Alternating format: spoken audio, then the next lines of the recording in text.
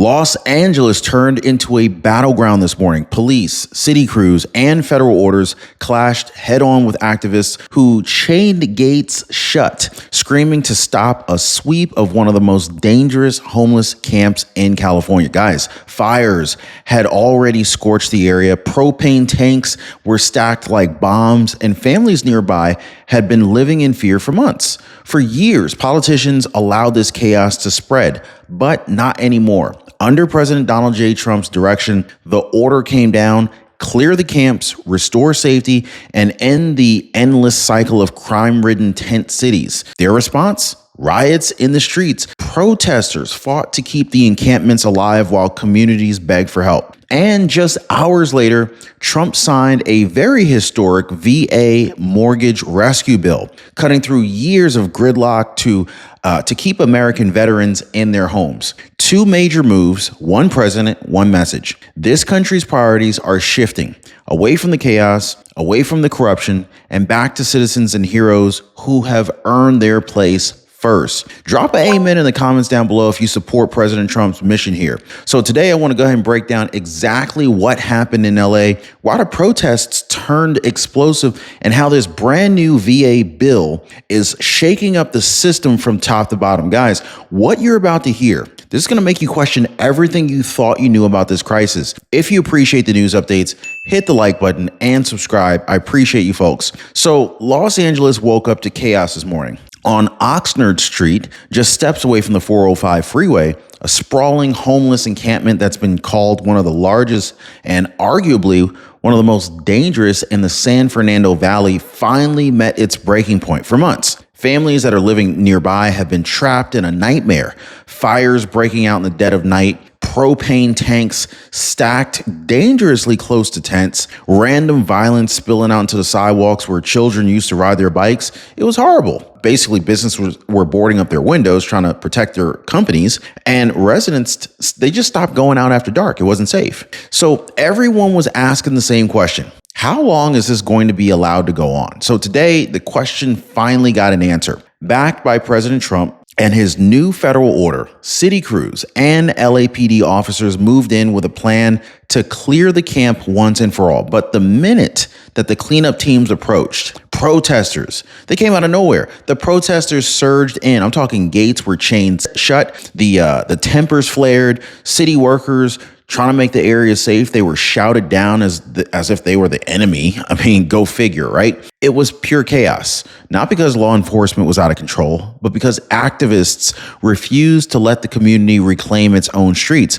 And this is where America finds itself divided. So on the one side, you got families and taxpayers begging for safety, for order, and basic public space. But on the other side, you got groups who believe tearing down a hazardous encampment is somehow an attack on human rights. So the tension on Oxnard Street wasn't just physical. It was the same clash playing out across every major city in this country. Here's the real question for everybody who's watching the show today. When a camp becomes a threat to families, should activists have the power to stop law enforcement from stepping in? I mean, this is the line that this country is being forced to draw right now.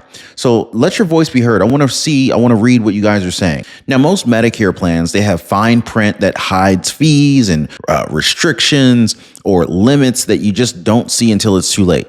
Chapter's job is to find and fix those problems before they cost you big time. Now, Jamie from Texas, she said, I save $600 a year thanks to Chapter's review. And Linda Ortega said, I have great news. Chapter helped me save big. I love it. Guys, I partnered with Chapter because they're not afraid to tell you the truth about your plan, and they'll help you find something better if there is one. And if you're already on the best plan, they're going to tell you that too. So you have nothing to lose and everything to gain. Give our friends at Chapter a call right now. Phone number is down below on your screen, 909-563-8279, or visit them on the web at askchapter.org/Ron. I left a link for you guys down below. Do not wait for bad news in your mailbox. Just find out what you're missing today. So for decades, this exact crime scene has played out in city after city, mostly the sanctuary cities. Crews roll in, they do a token cleanup, politicians, they hold a press conference, and then a week later, the tents are right back. Fires are burning again. Nothing changes. The people that are living there are failed. The neighborhoods are failed. and politicians just keep collecting praise for trying. That cycle ends now. So President Donald J. Trump, he made it rather clear. America's public spaces belong to law-abiding citizens again. His latest executive order declared tent cities a national emergency, giving cities like LA the authority and federal support that they need to dismantle these dangerous encampments, not just for a day or for a week, but permanently. No more endless taxpayer spending on Band-Aid solutions. No more turning parks, sidewalks, and highways into war zones. And so this isn't a cold-hearted crackdown like the media wants you to think. President Trump's orders, it pushes resources where they should have gone all along. Rehabilitation programs, structured housing solutions, and treatment for people who really want help, not funding these open-air drug markets that are disguised as compassion projects. It's smart policy. It's targeted, and it's the first time in years that somebody in Washington is actually saying enough is enough. This country's families deserve safe streets again. But as crews worked under this new authority, activists doubled down, clashing with police, screaming at city workers, and acting as human shields for chaos, which kind of leads to the big question that's hanging over this entire showdown. Should America's laws bend to the will of protesters protecting, broken, unsafe camps? Or, hear me out, should we finally back the leadership that restores order and offers real solutions? This is the decision that this country can't avoid anymore. Now, if you thought that this standoff was bad, it only gets worse from here. The fight on the ground turned explosive, and it really revealed something that was far bigger than just one camp in LA. A billion-dollar machine profiting off of human misery that does not want this crisis solved. Now, I'm gonna blow the lid off of that one in just a moment. And later, we're going to talk about how President Trump's VA mortgage rescue bill just flipped America's priorities back where they belong. So as city crews moved deeper into the encampment, the standoff intensified. Protesters locked themselves to the gates. They formed like human chains, locking arms and screaming at the officers who were there just to simply keep families safe. Many of these activists, they don't even live in the area. They didn't suffer the fires that ultimately torched the nearby businesses. They didn't walk their children past sidewalks littered with trash and needles and drugs and human waste. It's ridiculous. And the smell, oh God. But they had made up their minds. They were there to stop the cleanup at any cost, no matter what. Meanwhile, residents stood behind barricades, watching the chaos, some in tears, some furious and absolutely pissed off, wondering how their rights had become second to people who don't even live there. So this wasn't just about tents. It was about years of neglect by city leaders who just pretty much let things get this bad. About families feeling like strangers in their own neighborhood. I mean, it's horrible. About kids growing up thinking that danger and filth are just a normal part of life in America's cities. So officers warned protesters over and over, but every minute they delayed, the risk of another fire, another violent incident grew. So this wasn't theoretical. This camp had already seen multiple fires, one sending black smoke across the freeway for hours. Propane tanks, they were stacked everywhere like bombs waiting to ignite. And still, activists claim that clearing it was somehow cruelty, that the real crime was trying to restore safety for the people who actually live there. I don't know. Go figure, guys. So this is really where the real battle line is drawn. Should unelected activists, many funded by political groups or outside organizations, hold veto power over public safety operations? Like, should they really be able to override laws, police, and federal orders because they just don't like the optics of dismantling a dangerous camp? Or should the families who've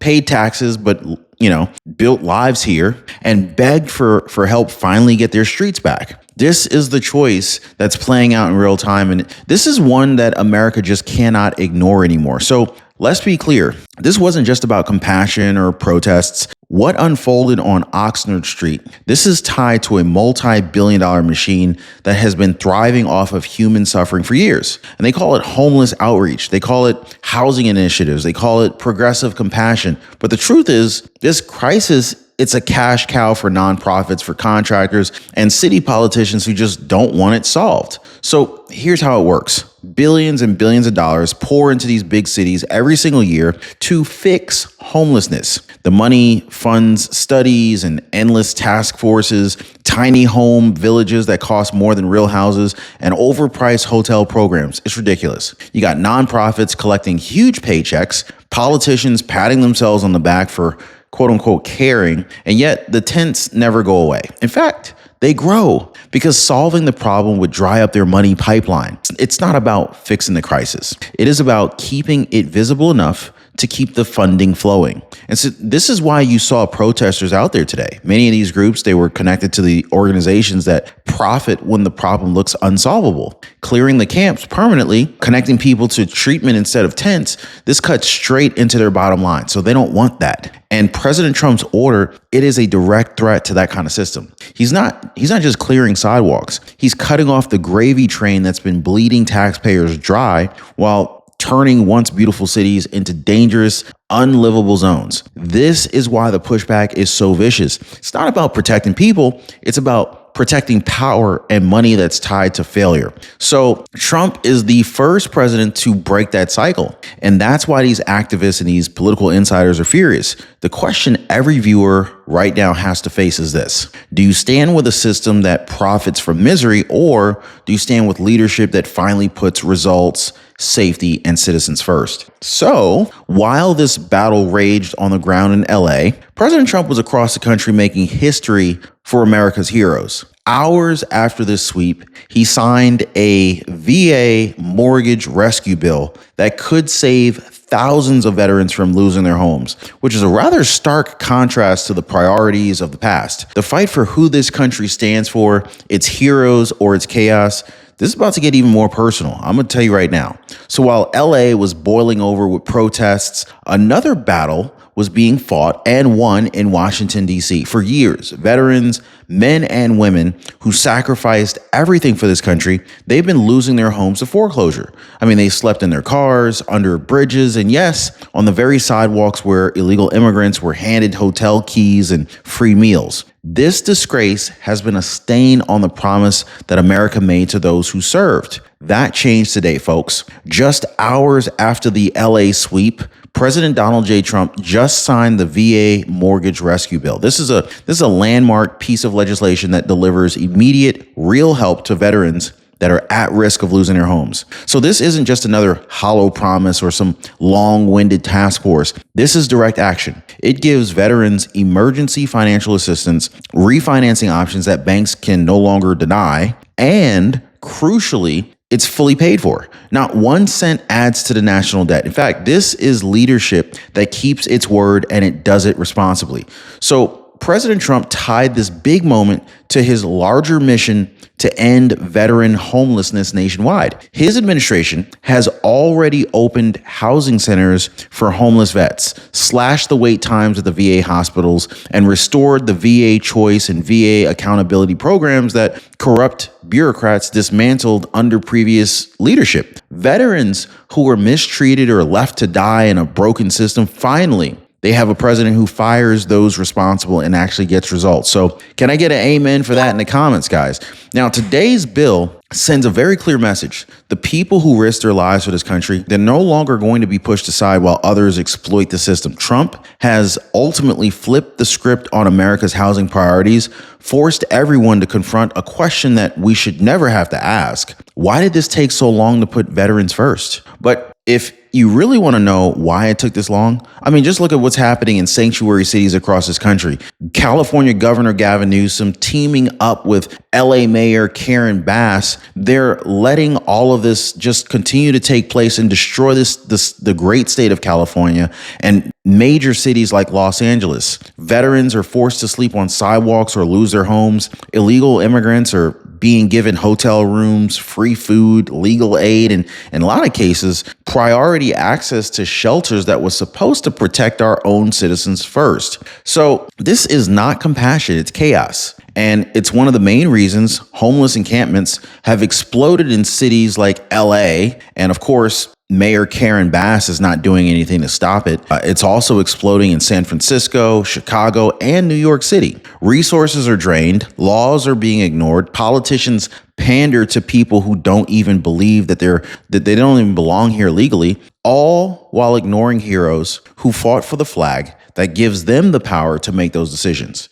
So President Trump's administration is tearing down that very system brick by brick. Federal funds are being redirected where they belong. American citizens first, veterans first, public safety first. Cities that have allowed open air drug markets in tent cities to fester, they're being put on notice. Federal backing is giving law enforcement the teeth that they actually need to enforce basic order again. And loopholes that once protected the growth of these encampments, they're being closed for good. So this is the national debate that activists and political elites don't want to have. They don't want you to believe that compassion means letting chaos reign. Who should America take care of first? I want to ask you guys, if you're watching this show right now, I want you to answer this for me. Who should America take care of first? Our veterans, our families, the people who built and defended this country, or anyone who just shows up and demands taxpayer resources while contributing to the lawlessness? I mean, this is the battle line that's getting drawn right now.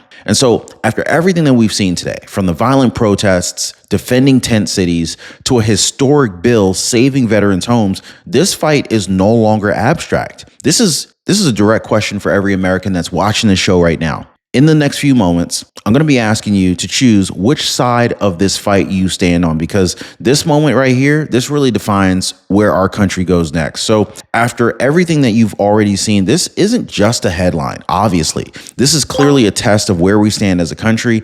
In Los Angeles, activists fought to keep a dangerous tent city alive, blocking police and crews from making neighborhoods safe again. They called it compassion. But what about the families living in fear? What about the children who can't even play in their parks because they're filled with trash, needles, and violence? Now, on that same day, President Trump proved exactly where his priorities are. He put veterans, our heroes who fought for this great nation, at the top of the list with a massive VA mortgage rescue bill. It saves homes, it saves families, it finally gives back to the people who have given everything for us.